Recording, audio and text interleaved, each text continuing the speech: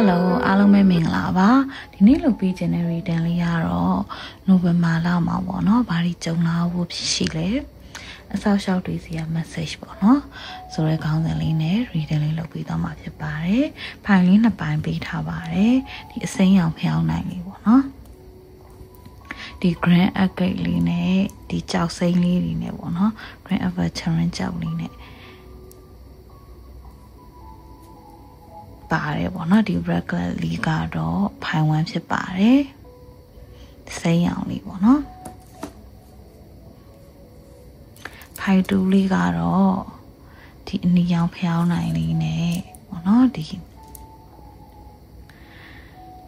opposite ပေါ့နော်ဒီ protection ကိုကာကွယ်ပေးတဲ့ကြောက်ကလေးရယ်ပြီးတဲ့ခါမှာပေါ့နော်ဒီ Canadian ရယ်ပြီးတော့ Tiger Eye ပေါ့နော်ဒီပြီးတော့ဒါလေးရဲ့ကြောက်စိမ်းလေးပေါ့ကြောက်စိမ်းကိုဖြူရောင်လေးပေါ့နော်ဒီနဲ့လက်ပတ်လေးကတော့ဖိုင်တူဖြစ်ပါတယ်စိတ်ကလေးကို relax လေးလုပ်ပြီးလေးပြပါဦးနော်ပြီးတော့နော် moral reading လေးကိုစာကြပါမယ်ဖိုင်ဝမ်လေးတွေမင်္ဂလာပါ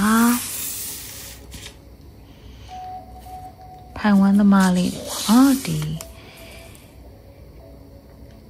အစိမ်းရောင်လက်ပတ်လေးကိုရွေးထားတဲ့သူတွေအတွက်ပါ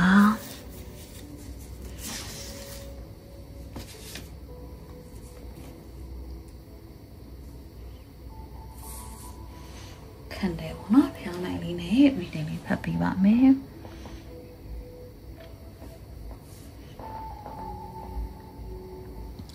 ဖိုင်ဝမ်သမားလေးတွေနိုဝင်ဘာလမှာဘာတွေကြုံလာဖို့ရှိလဲပေါ့နော်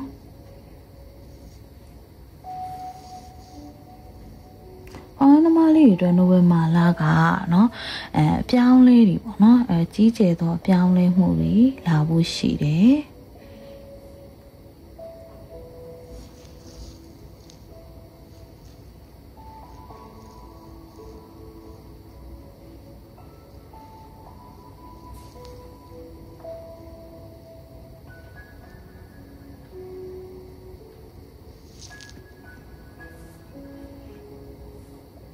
ဖိုင်ဝမ်သမားလေးတွေမှာပေါ့နော်ဒီတွေးဆုံမှုအသက်တွေပေါ့နော်တွေးဆုံမှုအသက်တွေဖြစ်လာဖို့ရှိတယ်နိုဝင်ဘာလက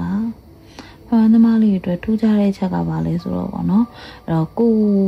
ကလေမထင်မှတ်ဘဲနဲ့ကိုဘွားတွေကိုလူတွေရောက်လာတယ်လူအသက်တွေ community အသက်တွေနဲ့သွားပေါ့နော်သွားရတာမျိုးနေရတာမျိုးရောက်လာတာမျိုးပေါ့နော်အဲ့လိုမျိုးရင်ဆိုင်ရတာမျိုးပေါ့အဲ့လိုမျိုးအများကြီးကြုံရမယ်အသက်သောအရာတွေကဖိုင်ဝမ်သမားလေးတွေကိုကြိုတင်ပြီးတော့စောင့်နေရပေါ့နော်နိုဝင်ဘာလကပေါ့နော်အဲ့တော့လူကျင်နာတွေရမယ့်လလေးဖြစ်တယ်ပြီးတဲ့အခါမှာပေါ့ကိုယ့်အပေါ်ပေါ့နော်လက်ဆောင်လိုမျိုးတွေပေါ့အဲ့လိုကောင်းမွန်တဲ့လက်ဆောင်လေးတွေရမယ့်ကာလလေးဖြစ်တယ်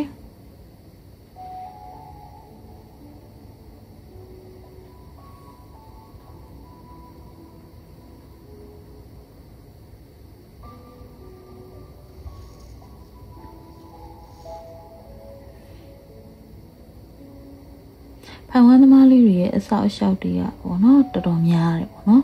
ဒီမှာတော့မှအဲ့ energy ကိုရနေပေါ့အဲ့တော့အထူးသဖြင့်ပေါ့နော်ဖိုင်ဝမ်သမားလေးတွေကကိုချစ်ရတဲ့သူတွေအဲ့လိုမျိုးပေါ့နော်အကောင်လေးတိရစ္ဆာန်လေးဒါမှမဟုတ်လို့ရှိရင်ကိုချစ်ရတဲ့အဲ့လိုမျိုးပေါ့နော်ကိုရဲ့မိသားစုဝင်နေတဲ့လူတွေကကိုလာပြီးတော့ပေါ့နော်သူတို့ကနှက်တွေပဲဖြစ်သွားကြတာမျိုးနော်ကိုလာပြီးဆက်သွယ်ကြတာမျိုးလုပ်လိုက်မယ်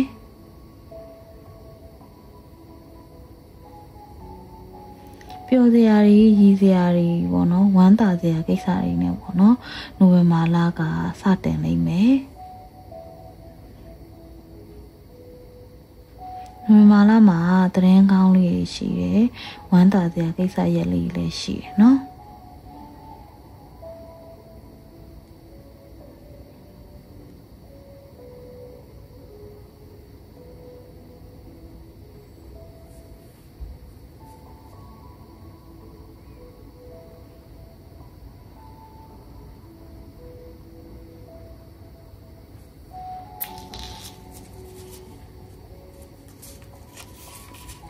ဖိုင်ဝမ်သမားလေးတွေအတွက်နိုဝင်ဘာကဘယ်လိုလမျိုးဖြစ်မလဲပေါ့နော်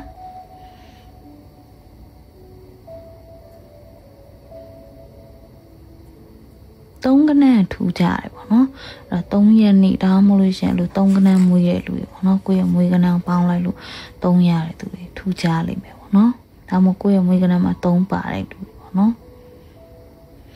ဘယ်လိုထူးကြမှာလဲဆိုတော့ပေါ့နော်အထူးသဖြင့်အဲ့လိုလက်လာပါငွေကြေးတွေဝင်လာတာမျိုးတွေရှိလိမ့်မယ်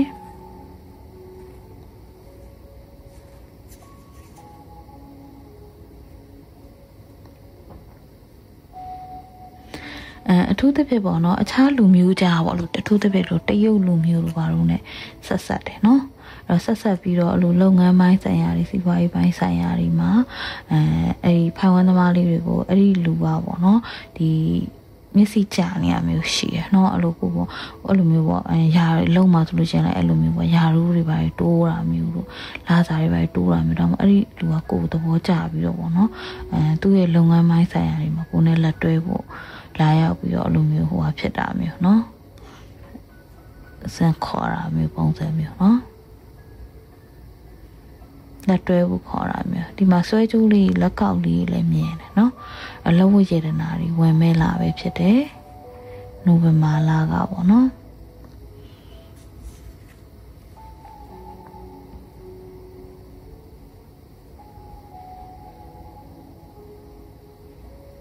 ညောင်လှပတဲ့အလို address လေးတွေကောင်းလေးဝတ်စုံလေးဝတ်ဆင်ရမယ်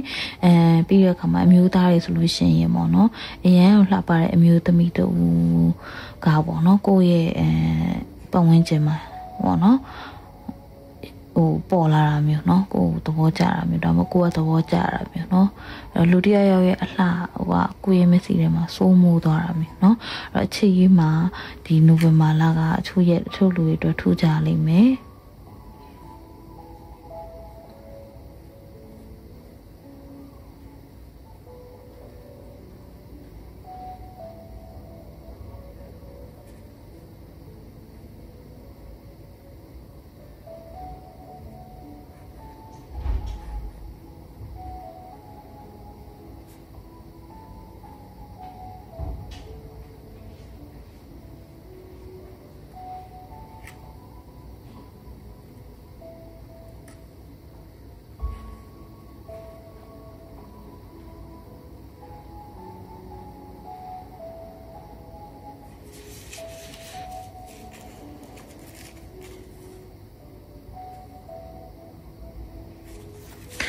โอเคเนาะဒါကတော့ခံတယ်မှာမြင်တာလေးပေါ့เนาะဖိုင်ဝမ်သမားလေးဟိုထားတော့သွားကြမယ်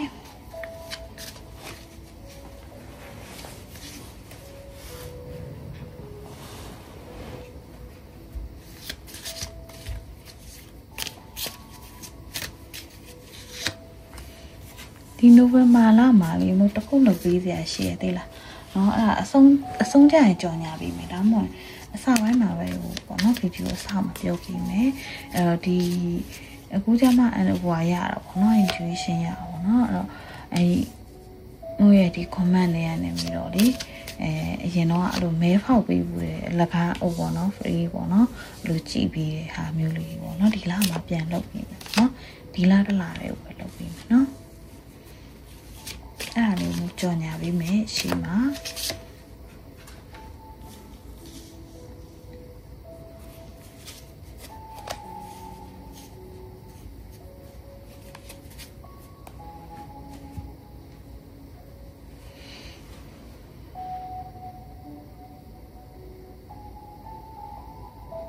နိုဝင်ဘာလမှာလေးเนาะအဲ့ဒီအချို့သူတွေကလေ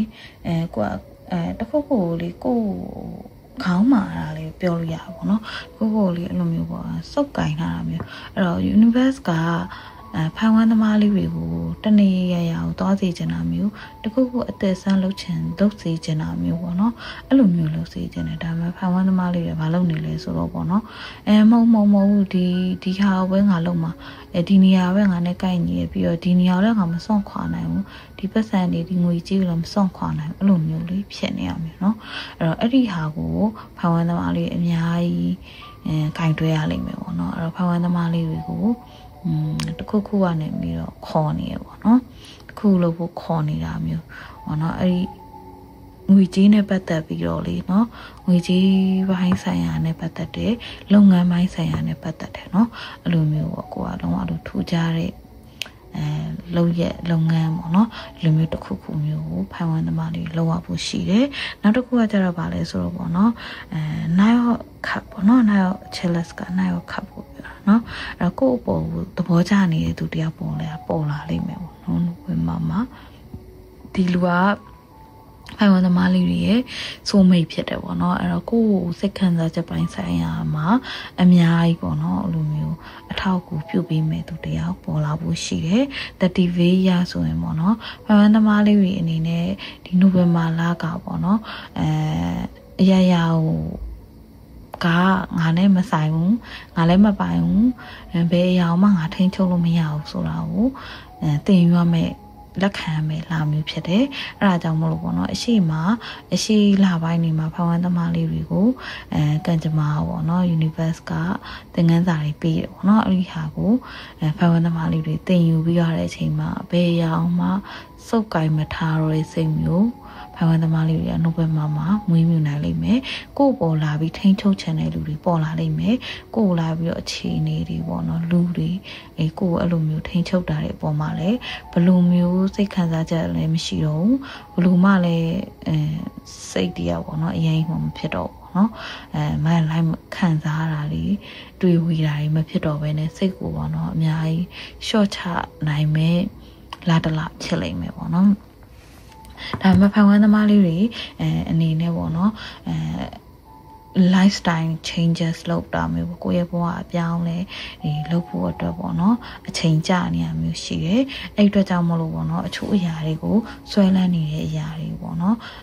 ဟိုဖိုင်ဝမ်သမားလေးတွေကပေါ့နော်လက်လွှတ်ရမယ့်အချိန်ပေါ့နော်အဲ့ဒီခါကိုလေ့ကျင့်မှုလိုတယ်တမန်ကျရှင်အရာဆိုလို့ရှိရင်ပေါ့နော်ဖိုင်ဝမ်သမားလေးအနေနဲ့ပေါ့နော်ဒီကိုရဲ့ဘဝအတွက်ပေါ့နော်ရည်မှန်းချက်တွေရွေချက်တွေပြီးတဲ့အခါမှာကိုပါလုပ်မယ်ဆိုပြီးတော့စီစဉ်ထားတဲ့အရာတွေအတွက်ကိုပြင်ဆင်မှုအချိန်ကြာနေပြီပေါ့နော်နောက်တစ်ခုကခွင်းတော့ခပ်ပေါ့နော်ခွင်းတော့ခပ်နဲ့နာရောခပ်နဲ့ရှိနေတဲ့ခါကျတော့စောနာပြောသလိုမျိုးပဲခြေရည်မှာထူကြလိမ့်မယ်ပေါ့နော်ကိုချစ်နေတဲ့သူရှိလို့ရှိရင်လည်းအဲ့ဒီလူနဲ့ပေါ့နော်တတိယရတာမျိုးအဲ့ဒီလူနဲ့ပေါ့နော်ရှေ့ဆက်ရတာမျိုးအကျိုးသူတွေကပေါ့နော်ဒီကိုယ့်ရဲ့အိမ်အောင်ကြီးမှာပေါ့ตายရနေတာမျိုးเนาะကိုချစ်တဲ့သူနဲ့အပြင်သွားလေရှောက်သွားရှောက်စားလေအလိုပုံစံမျိုးတွေဖြစ်လိမ့်မယ်ပေါ့เนาะ4 cup ကတော့เนาะလူဝမာလာရဲ့ပေါ့เนาะဒီတတိယအပတ်လောက်ပေါ့เนาะတတိယအပတ်လောက်စရုထာအပတ်လောက်ပေါ့เนาะဒီကာလတွေမှာဖိုင်ဝမ်သမားလေးအနေနဲ့ပေါ့เนาะတခုကိုစိတ်ပြရမယ်ကိစ္စတခုပေါ်လိမ့်မယ်အဲ့ဒါလည်းပေါ့เนาะကိုကတခုကိုကပေါ့เนาะအခြေအနေတွေကြောင့်လူတွေကြောင့်မဟုတ်ဘဲနဲ့ကိုယ့်ရဲ့စိတ်ကတခုခုလက်မလွတ်နိုင်လို့မစွန့်လွတ်နိုင်လို့ဖြစ်တယ်ပေါ့နော်အဲစိတ်ပြတ်မှုပေါ့နော်တခုဖြစ်လိမ့်မယ်ပေါ့ပြီးတော့တယောက်တည်းဖြစ်နေတာမျိုးပေါ့တယောက်တည်းတနေရာကိုသွားလာရတာမျိုးကိစ္စရမျိုးတွေကြုံတတ်တယ်ပေါ့နော်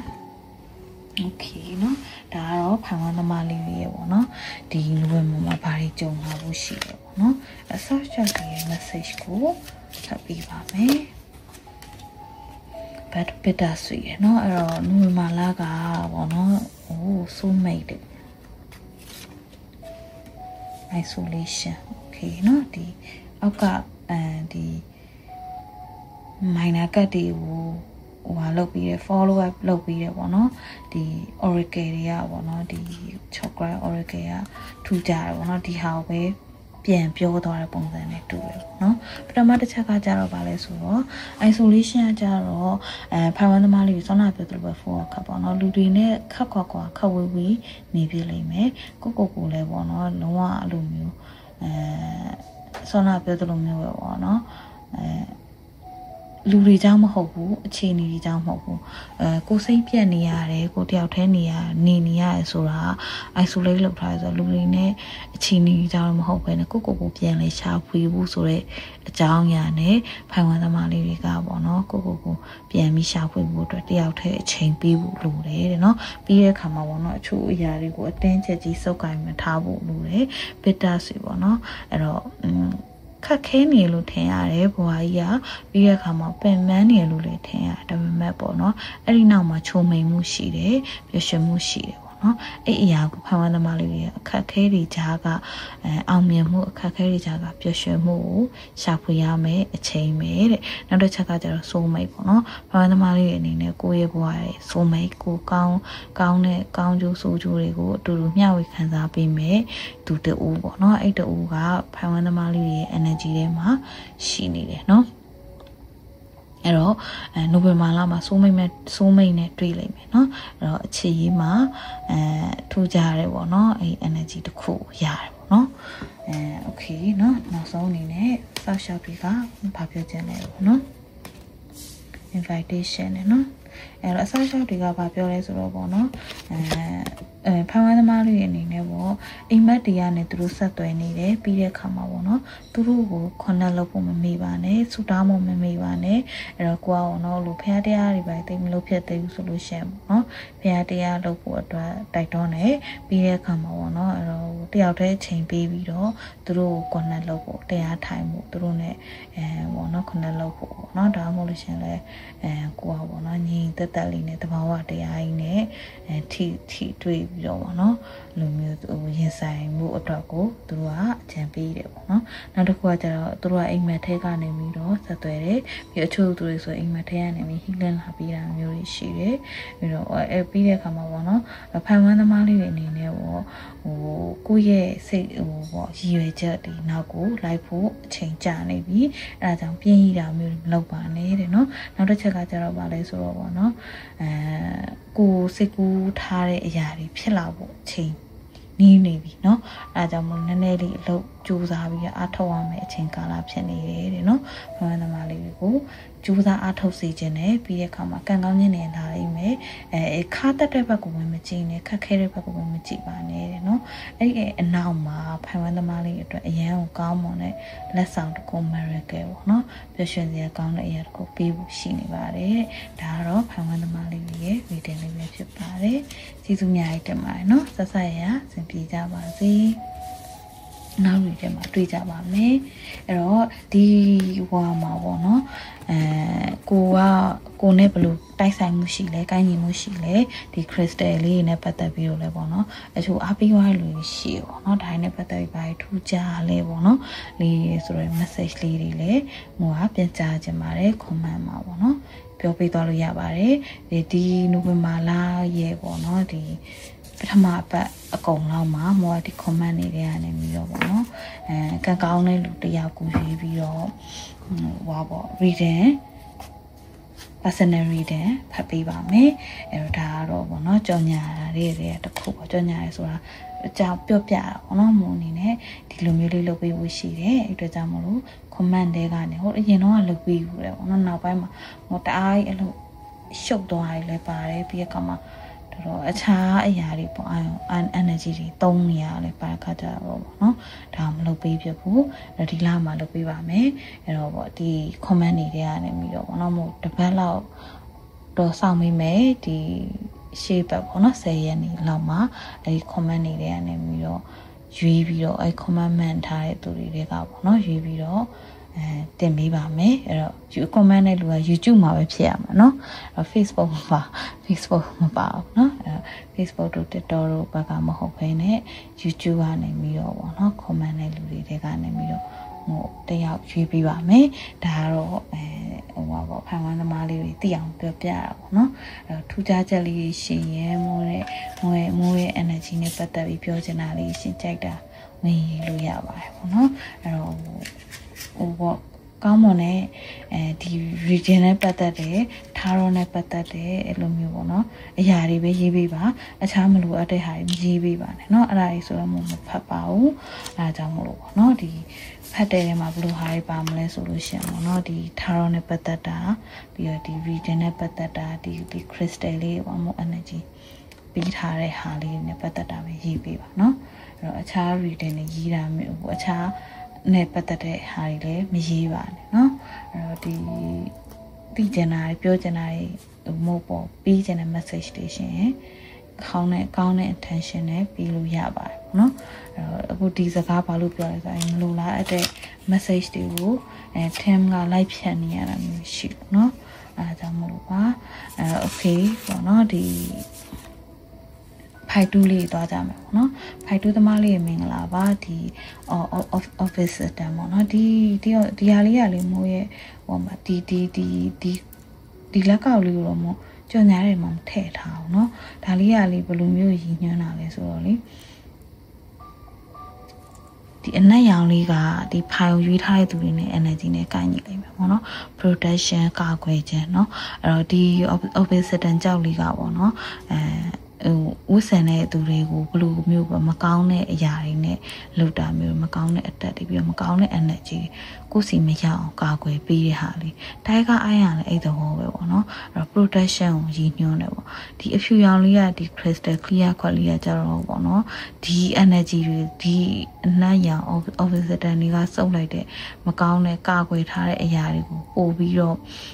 activate ဖြစ်စေတယ်ပေါ့နော်အဲ့တော့ဒါကရင်းနဲ့ရမ်းအောင်လည်းရည်ညွှန်းတဲ့အဖြူနဲ့အနက်ကရင်းနဲ့ရမ်းဆို balance ကိုပြောတာနော် balance ဖြစ်စေတယ်ပြီးတော့ဒီအနီရောင်လေးက root chakra ကိုမှရည်ညွှန်းပြီးတော့Canadian ကြောက်ကအရန်အောင်လေအလုတ်ကိုင်းနဲ့ပတ်သက်ပြီးဒါကောင်းတယ်သိလားအလုတ်မှာလေလို့ပြောဆိုအလုတ်ကိုင်းမှာကောင်းတယ်ပြီးတော့ချိုးဆိုအလုတ်ရှာနေတဲ့သူတွေပေါ့နော်အလုတ်ကိုင်းနဲ့ပတ်သက်ပြီးကန်ကောင်းစေတဲ့ကြောက်ကလေးပေါ့နော်ဒီဟာလေးကတော့ဒီအဖြူလေးကလေဒါလေးရဲ့ jade နော်ဟိုပါပေါ့ကြောက်စိမ်းเนาะကြောက်စိမ်းမျိုးစားဟိုဒီတုံးထားတဲ့ဒီဟာလေးတွေကလေအပြိုဟာရွှေတွေက14K ပေါ့နော် 18K 14K ကိုတုံးထားတာเนาะတောင်းနဲ့အယောင်မပြတ်ဘူးပေါ့နော်အဲဒါကြောင့်မို့ဒီဟာလေးရဲ့နည်းနည်းများနေတာမျိုးလေးရှိလိမ့်မယ်ပေါ့နော်အဲ့တော့ဒီဟာကအထူးသဖြင့်ဟိုလက်ကောက်ကြော်ညာနေတာမျိုးတော့မဟုတ်ဘူးပြောနေနဲ့ပါသွားတာเนาะဒီ energy ကိုပြောရမယ်ဆိုလို့ရှိရင်ပေါ့နော်ဖိုင်ဝမ်သမားလေးတွေကလေ sorry ဖိုင်တူးသမားလေးတွေကလေเนาะအဲ့တော့ဖိုင်တူးသမားလေးတွေရဲ့ energy ကအရန်ကိုအခြေခိုင်တဲ့လူတွေဖြစ်လိမ့်မယ်ပြီးတဲ့အခါမှာပေါ့နော်အဲ့လိုဟိုလောကကြီးရောက်လာတဲ့ဘလို့အရာမျိုးမဆိုခံနိုင်ရရှိအောင်ကြိုးစားနေတဲ့သူတွေเนาะအဲ့လိုမျိုးကိုအခြေခိုင်မှုဘလို့အရာမျိုးမဆိုခံနိုင်ရရှိအောင်ရှိဖို့ဆိုရင်ဒီလိုမျိုးအရာလေးတွေကြောက်ကလေးတွေကိုသုံးလို့ရတယ်เนาะအဲ့တော့မိုးကဒီမှာလောက်ပြီးထား combination မှာဆိုလို့ရှိရင်ဒီကနေဝယ်မှမဟုတ်ပါဘူးကိုယ့်ဘက်တော့စောင့်နေတယ်ဆိုလဲစောင့်ထားလို့ရတယ်เนาะဒါပြောပြတာအဲ့တော့မိုးဖိုင်တူးလေးတွေတွားကြမယ်ပေါ့နော်ဖိုင်တူးလေးတွေเนาะဖိုင်တူးလေးတွေကဒီနိုဝင်ဘာလမှာဘာတွေကြုံလာဖို့ရှိလဲပေါ့နော်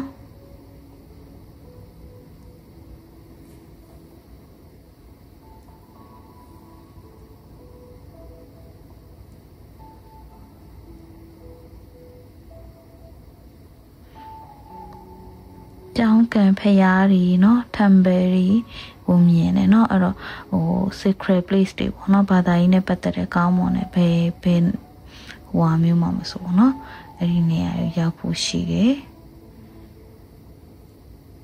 ဖိုက်တူးလေးတွေကနိုဝင်ဘာက happy vibe လေးဖြစ်နေလိမ့်မယ်ပေါ့เนาะပျော်စရာလေးတွေနဲ့ပေါ့เนาะအဲ့တော့ကျလန်းသွားတဲ့နေရာလေးသွား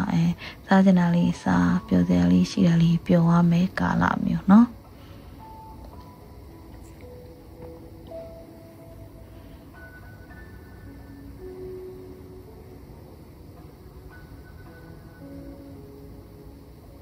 ဖိုက်တူးလေးတွေကိုလေသဘောကျနေတဲ့သူတွေရှိရเนาะတို့တပြည့်2ယောက်ကနေ2ယောက်เนาะ2ယောက်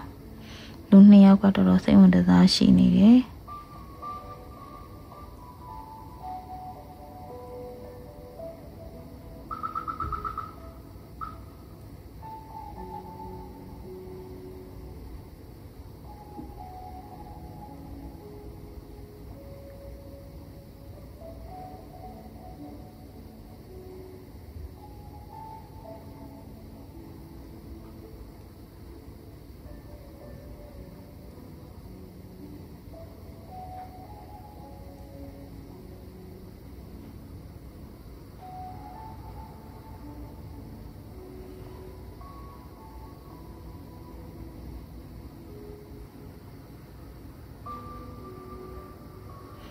ဖိုက်တူးလေးတွေကလည်းအဲ့လိုမျိုးလမ်းခွဲထားတဲ့ချစ်သူတွေကကိုယ်စီပြန်ရောက်လာတာမျိုးကိုအရန်လွမ်းစွတ်တတိရနေတာမျိုးเนาะ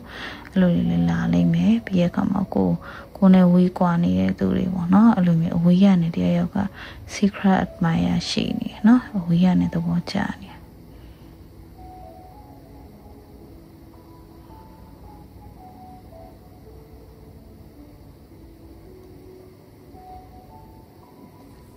ရေမွေးတို့နော်အဲ့လိုကောင်းတဲ့အရန်အနံ့အရန်ကောင်းတဲ့အနံ့အဲ့လိုမျိုးလေးရှိတယ်လေဟွာကဖိုင်ဝမ်သမားဖိုင်2သမားလေးတွေစီကိုအဲ့လိုမျိုးပေါ့ရေမွေးတို့ဘာလို့ဝယ်ပြလိုက်မယ်ဒါမှမဟုတ်ရောက်လာလိမ့်မယ်နော်ဟိုလက်ဆောင်ရတာမျိုးမွေးပြန်တဲ့အရာတစ်ခုနော်နိုဝင်ဘာကစိတ်လှုပ်ရှားစရာတွေအဖြစ်ဖြစ်နေလိမ့်မယ်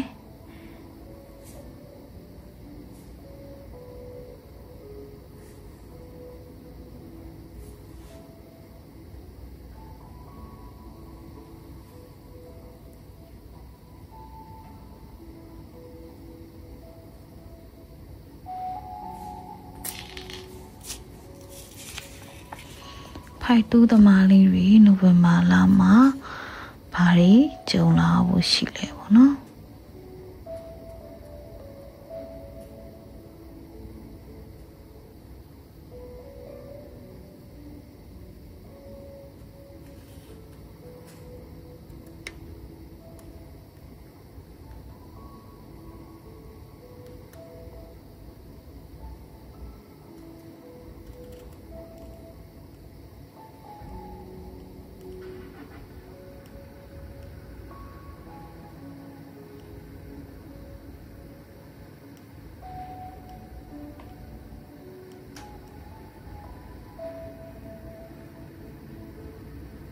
ခလေးလေးတွေလည်းတွေ့တယ်နော်အဲ့တော့ခလေးရင်နဲ့ပတ်သက်တယ်ချွေဆိုရင်ခလေးရတာမျိုးချွေဆိုရင်ခလေးနဲ့ပတ်သက်ပြီးအလူအတန်းလောက်ရတာမျိုးနော်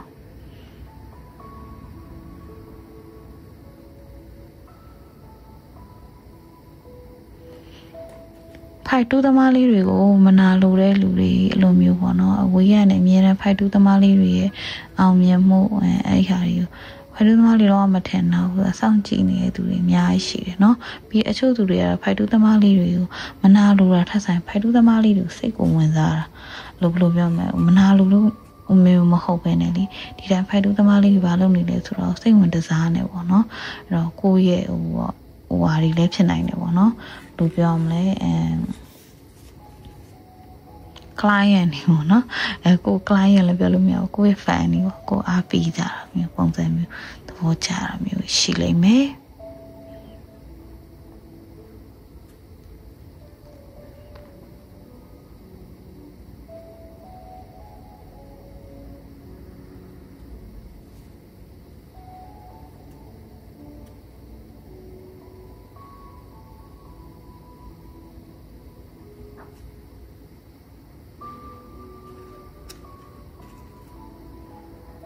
ဖိုက်တူးသမားလေးတွေကကန်ဆယ်မဲပေါက်တာမျိုးတို့တခုခုရွေးချယ်ခံရတာမျိုးတို့เนาะအဲ့တော့မိုးရဲဟိုအခုမိုးပြောထားတယ်เนาะဟိုမဖိုင်ဝမ်းမှာလည်းပြောထားတယ်เนาะဒီမှာလို့ဟိုဒီ YouTube မှာလို့ comment မှန်တဲ့သူတွေလို့เนาะဒီ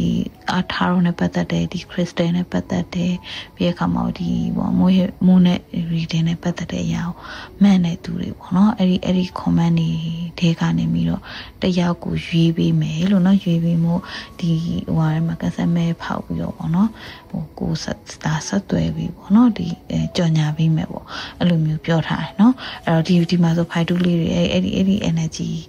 တွေကဖိုက်တူးတွေကပေါက်မလားတော့ပြောတော့เนาะဖိုက်တူးတွေပေါက်မလားမသိဘူးအဲ့တော့ကန်ဆယ်မဲပေါက်တာမျိုးเนาะဒီနိုဝင်ဘာကနောက်တစ်ခုကကြတော့ပေါ့เนาะအဲ့လိုမျိုးကိုအိတ်တဲ့နေရာကိုရဲ့အိမ်ပတ်ဝန်းကျင်နာမှာအဲ့လိုငှက်ကလေးတွေ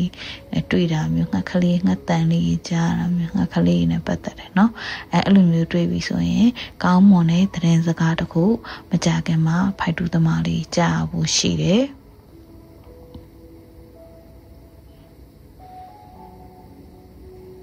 ဖိုက်တူးသမားလေးတွေကလीเนาะအဲ့လိုမျိုး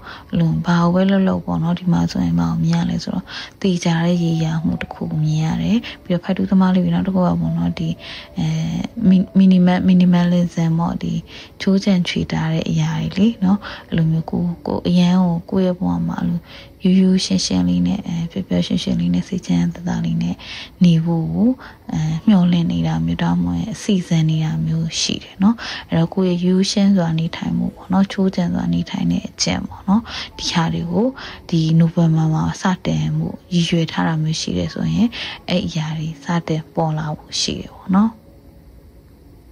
ဖြစ်လာဖို့ပေါ့နော်အကောင့်ထဲပေါ်ဖို့လုပ်နေတာမြင်ရတယ်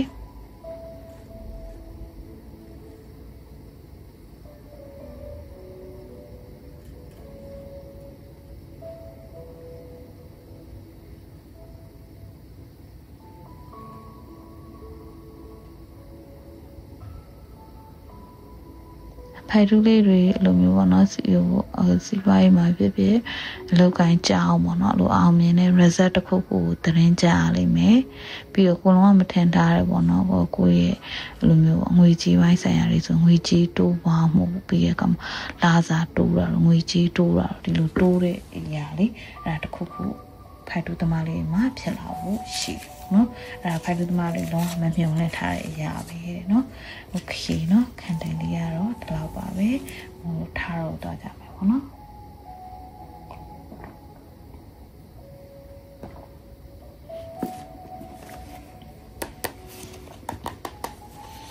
ဖိုက်တူးလေးနိုဝင်ဘာလမှာဘာတွေကြုံလာဖို့ရှိလဲဘာတွေဖြစ်လာဖို့ရှိလဲ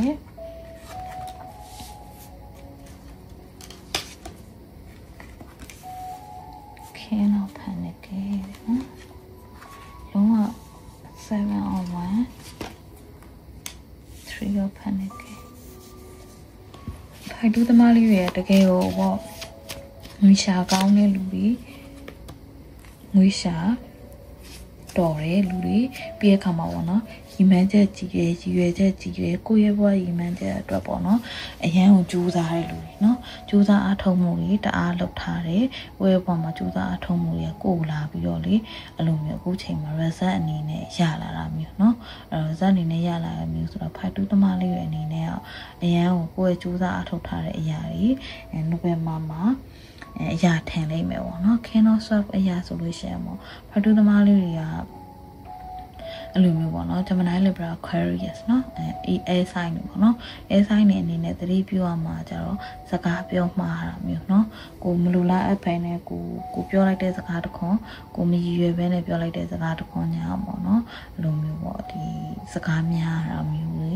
ကြုံရတဲ့အဲ့ဒါသတိထားရမယ်ပြီးတဲ့အခါမှာ7-1နဲ့အရာဆိုရင်ပေါ့နော်တစ်ခုပြီးမှတစ်ခုလို့ကိုအနှမ်းကျဲအလဲမလက်ဖို့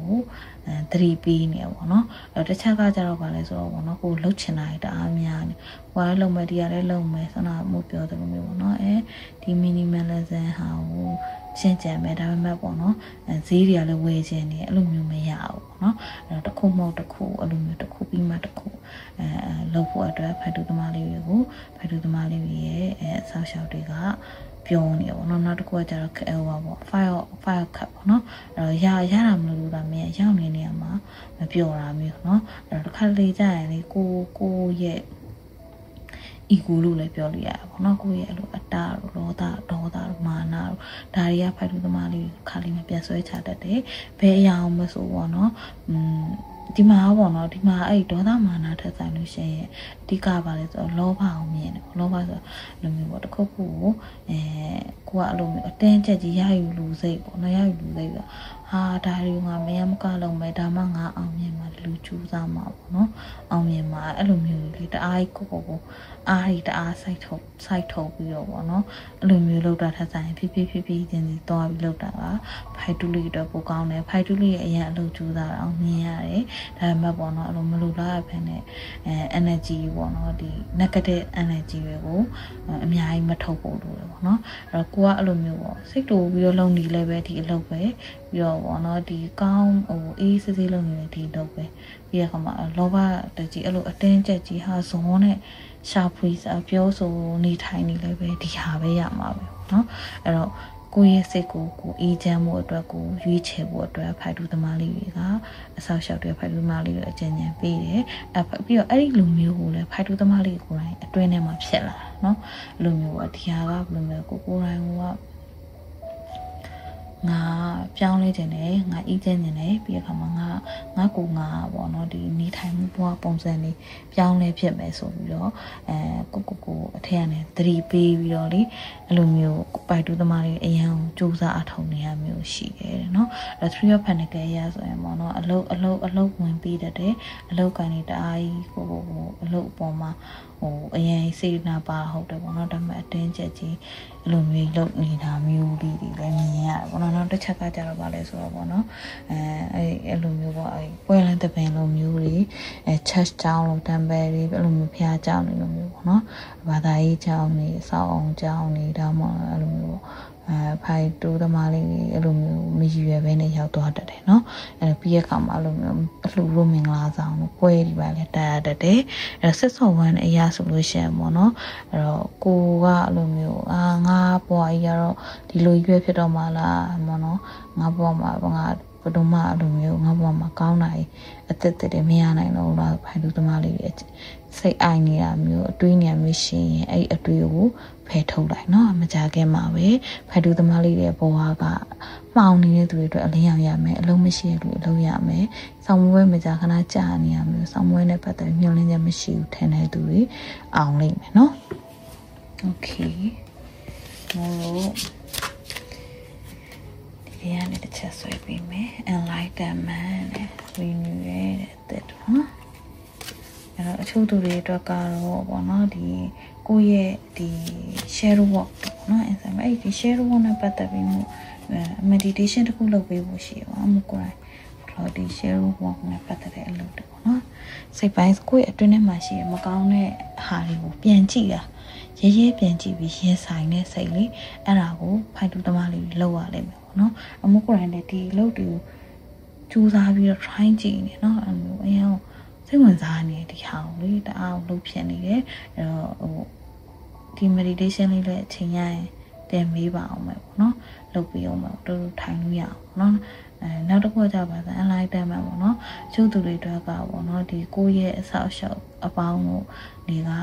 ဖိုက်တူသမားလေးတွေကိုတစ်ခုခုပေါ့နော်ဉာဏ်ရည်ပိုင်းဆိုင်ရာနဲ့မြင့်တင်ပေးမယ်ပညာရဲ့တစ်ခုသင်ပေးလိုက်မယ်ပေါ့နော်အဲ့ဒါနဲ့ပတ်သက်ပြီးတော့လဲဟိုဟာပြလိုက်မယ်ပြီးတော့လောဆယ်မှာအဲ့ဟာကိုရဖို့ဆိုရင်ကိုယ်တိုင်ကကိုယ့်ရဲ့အတွင်းထဲမှာရှိတဲ့မလုံခြုံတဲ့စိတ်ချီနေကိုပြန်ကြည့်ရလိမ့်မယ်တဲ့နောက်တစ်ချက်ကကျတော့ expansion เนาะအဲ့တော့ဘောဒီနိုဝင်ဘာလမှာလေဖိုက်တူးသမားလေးတွေဖိုင်1မှာလည်းတွေ့ရတယ်ဒါပေမဲ့ဖိုက်2မှာထိုးကြတာကိုယ့်ရဲ့အနာဂတ်မှာလေတလုံးပေါင်းရမယ်ဖူးစာရှင်လိုမျိုးအနာဂတ်မှာကိုယ်နဲ့စုံစည်းမဲ့သူကိုအဲ့ဒီဖိုက်တူးသမားလေးတွေရဲ့အဆောက်အအုံတွေဖိုက်တူးသမားလေးစီကိုခေါ်လာတယ်เนาะဒီလူကပေါ့เนาะဒီလိုမျိုးပေါ့ spiritual လောက်တွေလုပ်တဲ့လူဖြစ်လိမ့်မယ်ပေါ့เนาะပြီးတော့ instant အရန်ကိုလူသိစေအားကောင်းနေတယ်ပြီးတော့မှတခုခုဆိုသတိကြီးထားပြီးတော့အလုပ်လုပ်နေတာမျိုးပြီးတော့ပေါ့เนาะကိုယ့်ရဲ့စိတ်က awareness ပေါ့เนาะဘယ်ရအောင်မဆိုကောင်းကောင်းသိနေပေါ့เนาะအသက်တော့အရာတွေနဲ့အကောင်းမွန်ဆုံးသောပေါ့เนาะဒီကောင်းမွန်တဲ့ဖန်တီးမှုတွေကြားထဲမှာ creative အရန်ဖြစ်နေပေါ့เนาะကိုကတခုခုဆိုဟာအရန်လို့ချင်ဖန်တီးခြင်းနေတဲ့အရာတွေဖန်တီးပြမယ်အကောင့်ထဲပေါ်ပြမယ်လာမျိုးပေါ့เนาะခက်ခဲလားလို့ပြောရင်เนาะခက်ခဲတယ်နိုဝင်ဘာကဒါပေမဲ့ပေါ့เนาะခက်ခဲမှုတွေကြားတဲ့ကနေဟိုပဲပေါ့ဘယ်လိုပဲကိုယ်မှရှိမကောင်းတဲ့အရာတွေကိုကောင်းကောင်းပြန်ကြည့်နိုင်မယ်ကားလားနော်ဥပမာပေါ့နော်ဒီအချို့သူတွေကပေါ့နော်ကိုယ်တိုင်တော့မသိဘဲနဲ့မို့ရီဒီ identity လို့ခေါ်တာပေါ့နော်ကိုလူတွေသတ်မှတ်ထားတဲ့ဒီနာမည်တစ်ခုကြာပုံရိပ်တစ်ခုကြာပေါ့နော်ဟာ identity ဟာဒီလူကတော့လူပဲဒေါသကြီးရဲ့လူဟာဒီလူကဒေါသကြီးရပဲဒီလူကဒေါသကြီးရဲ့လူဆိုပြီးတော့လူတွေသတ်မှတ်ထားတယ်သူ့ကိုယ်သူလည်းလူသတ်မှတ်ထားလိုက်တယ်ပြီးတဲ့အခါမှာအချို့တွေကကြာပေါ့နော်ဥပမာစာရေးဆရာတယောက်ပဲထားပါတော့စာရေးဆရာတယောက်ကြပြဆရာတယောက်သူကတော့စာရေးဆရာကြပြဆရာလို့သတ်မှတ်လိုက်တယ်ဒါပေမဲ့ तू ကပေါ့နော်အစာမီးတော့ကြပြမီးတော့ပဲနဲ့ तू ကနောက်တော့ဘာပြောင်းလုပ်လို့ဆိုရုပ်ရှင်ပြောင်းဇညွန်ပြောင်းရေးတယ်ထားပါတော့ဥပမာပြအဲ့တော့ तू ကစာရေးဆရာဖြစ်တဲ့ကြောင့်ဇညွန်ရေးလို့မရတော့ဘူးလားပေါ့နော်အဲ့တော့ तू ကစာရေးဆရာဆိုတဲ့ဒီဘောင်ထဲမှာပဲဟိုဟာဖြစ်ပြီးတော့ဒီဇညွန်ရေးလို့မရတော့တဲ့လူတယောက်အဖြစ်ခံနေကြဒါဥပမာပြရနောက်ထပ်ဥပမာဘာလဲဆိုမို့ဒီဟိုဟာမှာဆိုကွာဒီတချင်းဆိုရဲဆိုလို့ရှိရင်လည်းဒီတချင်းကဒီ rock ဆိုရဲဆို rocker လို့ခေါ်မှာလားပန်းဆိုရဲပန်းနော်အဲ့လိုမျိုးပေါ့အဲ့လိုမျိုးပေါ့ဒီ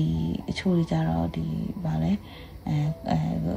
အေးလေးမြင်းလေးအဲ့လိုမျိုးဟိုလူတွေတမျိုးခေါ်တာပေါ့နော်အဲ့တော့ဒီ rock ဆိုနေတဲ့လူတွေတချင်းအေးဆိုလို့မရတော့ဘူးလားအဲ့တော့ကိုကဒီလူဘောင်းကြီးထဲမှာပဲမို့လို့ နေကြတာပေါ့နော်လူတွေကအဲ့တော့ကိုယ်စီမှာရှိတဲ့အခြားအရာတစ်ခုအခြားတစ်ခုမြင်ဖို့အတွက်ဆိုအဲ့ဒီဘောင်ဖြတ်ပြမှာရမယ်အဲ့ဘောင်ဖြတ်ပြဖို့ဆိုရင်မို့တော့အသက်တစ်ခုကိုလုပ်ဖို့ဆိုလို့ရှိရင်ဘာအရင်ကြောက်တယ်တစ်ခုကိုဥမာ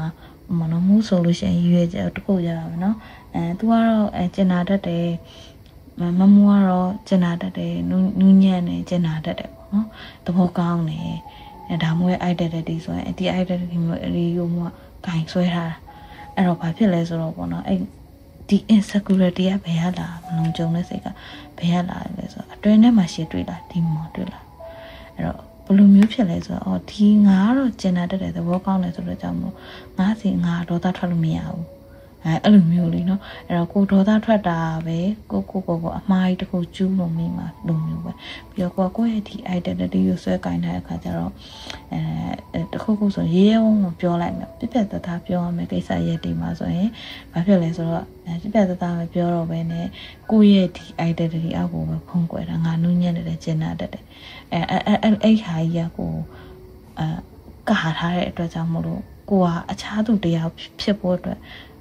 မရဲဝန်တော့ရဲဝန်မပြောနိုင်တော့မဆိုနိုင်တော့မလုပ်နိုင်တော့ဥပမာငငယ်ရပေါ့နော်ဥပမာဒါကိုရဲ့လက်တွေပေါ့နော်ငငယ်ရဆိုရင်အေးတယ်အဲ့လိုမျိုးလူတွေနဲ့တိတ်စကားမပြောအေးတယ်ပြီးရခါမှာပေါ့နော်အဲ့လိုမျိုးပေါ့ကိုဘာသာကိုလေးပဲနေတယ်အဲ့လိုမျိုးလေးပေါ့သူကအေးတယ်ဆိုတော့identity တွေကိုလူတွေကဖြစ်တာအဲ့တော့တခုဆိုလို့ရှိရင်ဥပမာပေါ့နော်ကားရခုံနေအဲ့လိုမျိုးပြောရပါတယ်လို့ပြီးခါမှလူတွေနဲ့ဟာရဲအဲ့လိုမျိုးအားကစားတွေဒီပြင်းပြင်းထန်ထန်နေချင်းကန်နေလုပ်ဖို့ဆိုရင်ငယ်ရဲကြောက်တယ်ဘာဖြစ်လို့လဲဆိုတော့အဲ့ဒီငါအေးတယ်အဲ့လိုမျိုးဆိုတဲ့ဟာယူပေါ့နော်အဲ့တော့ပေါ့နော်အဲ့လိုမျိုးလေးအဲ့ဒါယူကြောက်တာအဲ့လိုမျိုးဖြစ်တဲ့အခါကျတော့အဲ့လိုမျိုးလှုပ်ရှားဖို့လူတွေနဲ့အဲ့လိုမျိုးဖြစ်တော့မယ်ဆိုရင်မို့အနေနဲ့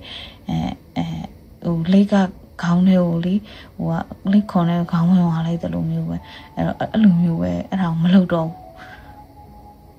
အမျိုးရှောင်ပုံးတာပေါ့နော်အဲ့တော့လူတွေရဲ့အမြင်မှာအဲ့လိုမျိုးဖြစ်ပေမဲ့တကယ်တမ်းကျတော့ကိုက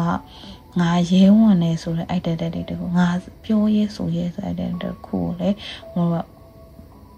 လုံးပါမယ်ဘာဖြစ်လို့လဲဆိုတော့ဘောနော်လူဆိုတာဒီလူပဲဒီလူမျိုးပဲဆိုတာမျိုး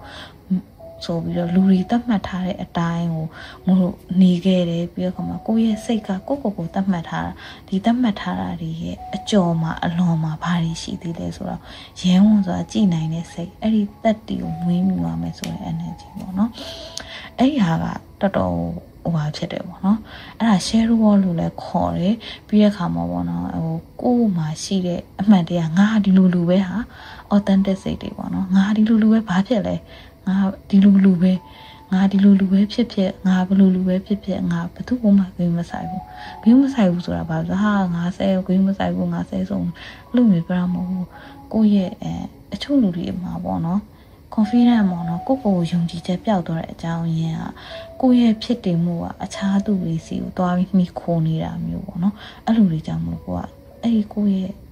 အဲ့ identity ရပျောက်သွားတာဟာဒါကြီးအောက်မှာကိုတကယ်လှုပ်ချင်နေတဲ့အရာကိုတကယ်ပြောချင်နေတဲ့အရာကိုရဲ့တတ်တည်တွေပြီးတော့ပေါ့နော်ကိုလှုပ်လိုက်မယ်ဆိုတဲ့စိတ်တွေပြီးတော့ကိုတကယ်ကိုအချို့သူတွေကအရန်တီးတက်ပုံအရန်အောင်မြင်ရမယ်ပြောရဲဆိုရဲရှိရမယ်ပြီးတော့တကယ်ကိုပေါ့နော်ဥဆောင်နိုင်ရမယ်အဲ့လိုအရေးချမ်းတွေကမူကြီးတွေကပါလာပြီးသားလူတိုင်းမှာရှိတယ်ဒါပေမဲ့ကိုလူမျိုးပေါ့စကားတွေကိုရဲ့မိဘတွေရဲ့စကားတွေပတ်ဝန်းကျင်ရဲ့စကားတွေဒါမှမဟုတ်ကိုရဲ့အတွင်းထဲကိုပြောနေတဲ့ကိုရဲ့ကြောက်စိတ်တရားနဲ့ကိုပြောနေတဲ့မယုံကြည်မှုတွေဒါတွေအကုန်လုံးကမူရဲ့တက်အတွင်းထဲမှာရှိနေအချို့ကအဲ့ခါရှိလို့ရှိနေမှန်းတော့မသိဘူးဂျိုးတွေတော့ကန်မှုမသိတဲ့အပိုင်းတွေကိုဒီကားတွေမှာအများကြီးသိခဲ့။အော်ငါဒီမှာဒီအရေးချင်းရှိပါလား။အော်ငါဒီမှာဒီလိုမျိုးဟာရှိပါလားဆိုတာသိရဖို့အဲ့ဒါကိုလှုပ်ကြည့်မှရမှာ။ပြောကြည့်မှရမှာပြီးတော့ရင်ဆိုင်မှရမှာပေါ့နော်။အဲ့လိုမျိုးအရာတွေရင်ဆိုင်မှုအတွက်ဆိုရင်ဘာကိုပြန်ကြည့်ရမလဲ။ကိုယ့်ရဲ့အတွင်းထဲမှာရှိတဲ့ဒီ insecurity မလုံခြုံမှုတွေပြီးရခါမှာငါဟာဒီလိုမျိုးဘာဖြစ်လဲ ငါစီမှာဒီလိုမျိုးစိတ်ရှိတယ်ဟာငါဒီလိုမျိုးအချို့ဆိုကိုယ်မလုံးကြောင်တဲ့ဟိုခန္ဓာကိုယ်နဲ့လည်းပတ်သက်တာငါဒီလိုမျိုးဝနေရပဲငါဒီလိုမျိုးအသားမဲနေမှာငါပဲနေမှာဘာဖြစ်နေရပဲဆိုပြီးတော့မလုံးကြုံတဲ့စိတ်နဲ့ကိုဟိုဖြစ်တယ်ဆိုโอเคငါတဲ့သားအမေတော်ဘာဖြစ်လဲအော်ငါချစ်တယ်ဘလို့ပဲအသားမဲလဲငါပဲအဲ့ဒါကိုငါကလက်ခံတယ်ဆိုတဲ့စိတ်ဖြစ်သွားတယ်လူတွေအားလုံးကိုလက်ခံသွားလိမ့်မယ်ပေါ့နော်အဲ့လိုမျိုးဖြစ်တဲ့အခါမှာသူကဘလူလူလဲငါဘလူလူလဲဆိုတာအဲ့ဒါကိုကဖြစ်နေလို့ကိုယ့်ရဲ့စိတ်ကဖြစ်နေလို့အဲ့တော့ကိုယ့်ရဲ့စိတ်ကโอเคငါဒါဒီလိုမျိုးအကျင့်နေရှိတယ်ပြီးတော့သူကလည်းအဲ့လိုမျိုးမကောင်းတဲ့အကျင့်တွေရှိတယ်ပဲပြထားပါတော့ကိုယ်မမြင်ရအချက်တွေရှိတယ်လက်ခံလိုက်တယ်ဆိုတဲ့စိတ်ကနေပြီးတော့ဒီ insecurity ပျောက်သွားတာနော်โอเคဒီနေရာမှာလည်းရှိသွားပါတော့ပြောအဲ့တော့ဒီနေရာမှာဆိုရင်မို့လို့ဒီအလုပ်ကိုဖိုက်တူးသမားလေးတွေလုပ်ရမယ်ရင်ဆိုင်ရလိမ့်မယ်ပေါ့နော်အဲ့တော့အချို့သူတွေကဒီနေရာမှာ healing ရနိုင်တယ်ဒါမို့ကိုယ်တိုင်ဖြစ်တယ်ပေါ့နော်ကိုယ်တိုင်လုပ်နေတဲ့အရာကိုလုပ်ပြတာပေါ့နော်ဒီ share လုပ်ပြရပါတော့အဲ့တော့အချို့တွေနဲ့တိုက်ဆိုင်နေမယ်အဲ့တော့မို့ရေအဆောက်အအုံတွေစီကနေပြီးတော့ message ပေါ့နော် okay how to use this card နော်ဒါမှမဟုတ်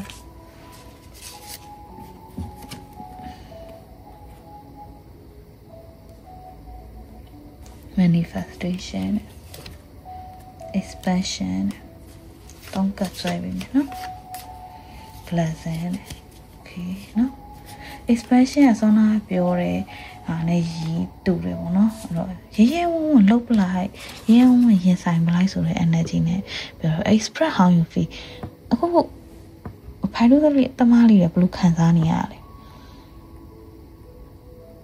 ရဲဝံ့ပေါ်ပြပါတယ်နော်အဲ့တော့ကိုကအေးထားပါတော့ပေါ့နော်လိမ္မော်ကြီးပေါ့ကိုကလိမ္မော်ကြီးတောက်ချင်နေတယ်ဒါပေမဲ့လိမ္မော်ရီတောက်ချင်တဲ့လူကော်ဖီလာတိုက်လို့အဲ့ဥပမာမို့အရင်ကလည်းပြောပြတော့နော်ကော်ဖီလာတိုက်လို့ကိုကဒီလိမ္မော်ရီမတောက်ချင်ပါဘူးလို့ရင်းဝင်ညင်းနိုင်တဲ့စိတ်အဲ့ဟာကိုညင်းလိုက်လို့သူဖြစ်သွားမယ်ဟာကိုလည်းကိုကပြန်ပြီးတော့မကြောက်တဲ့စိတ်ပေါ့နော်အဲ့ဒါကိုအဲ့ခါမှာ express လုပ်နိုင်လိမ့်မယ်ပေါ့ကိုယ့်ရဲ့ခံစားချက်ကို express လုပ်နိုင်လိမ့်မယ်အဲ့သူများအဲ့လိုမျိုးခံစားချက်ကိုအဲ့လိုမျိုးဖွင့်ထားတဲ့အချိန်မှာကိုကဘလို့မခံစားဘူးဆိုโอเคဒါ तू က तू ပဲလေရော तू ကဒီလိုမျိုးပဲဒီโอเค तू ဒီလိုပြောတယ်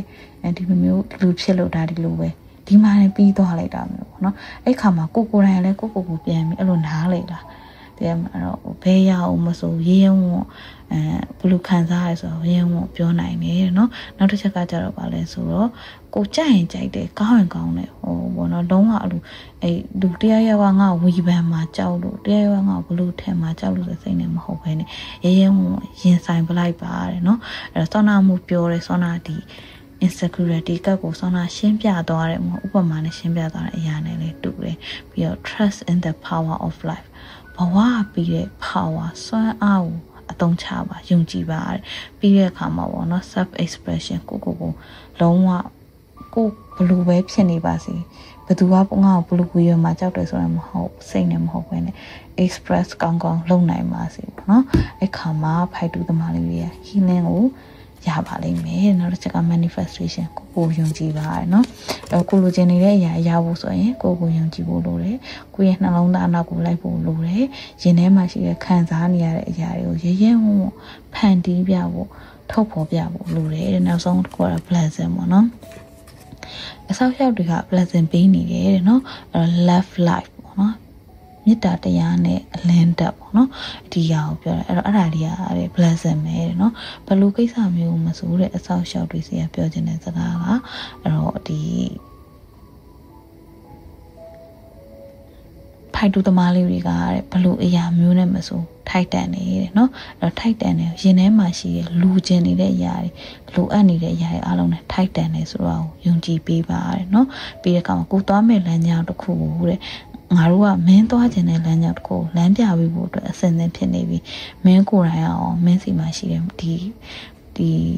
ရင်ဆိုင်ရမယ့်အရာတွေကိုရင်ဆိုင်မှုအတွက်တတိရှိပြီလားတဲ့နော်ဒါတော့တကယ်လို့ဒါအဲ့ဒီဟာကိုကြော်ဖြတ်နိုင်တယ်ဆိုရင်မင်းကငါတို့က congratulation လို့ပြောမယ်မင်းလိုချင်တဲ့အရာတွေအားလုံးပေးမယ်နော် message ကအဲ့လိုပြောတယ်င ဒါကတော့ဖိုင်တူသမားလေးတွေရဲ့ reading လေးပဲဖြစ်ပါတယ်ခဏ reading ဖတ်နေတယ်မှုပြောပြလိုက်တယ်ပေါ့နော်ဒီတယောက်ကိုဟိုပေးမယ်ဆိုတာလေးเนาะအဲ့တော့အဲ့အချို့သူတွေရှိရဲဆိုရင်ပြောချင်တဲ့ဟို message လေးပေးချင်တဲ့ message လေးရှိတယ်အဲ့လိုမျိုးပေါ့မွေး reading လေးကိုရချင်တဲ့ဆန္ဒလေးရှိတယ်ဆိုလို့ရှိရင်YouTube ရဲ့ဒီဗီဒီယိုအောက်မှာ comment လာပေးလို့ရပါတယ်အားလုံးကိုကျေးဇူးအများကြီးတင်ပါတယ်ပေါ့နော်အဲ့တော့Happy November လေးပေါ့နော်ပျော်ရွှင်စရာကောင်းတဲ့ November လလေးဖြစ်ကြပါစေအားလုံးစိတ်ချမ်းသာကိုယ်ကျန်းမာကြပါစေလူဝင်ဆန္ဒတွေလည်းပြည့်ဝကြပါစေပေါ့နော်အားလုံးကျေးဇူးတင်ပါတယ်နောက်နေ့တင်မှာတွေ့ကြပါမယ်တတာ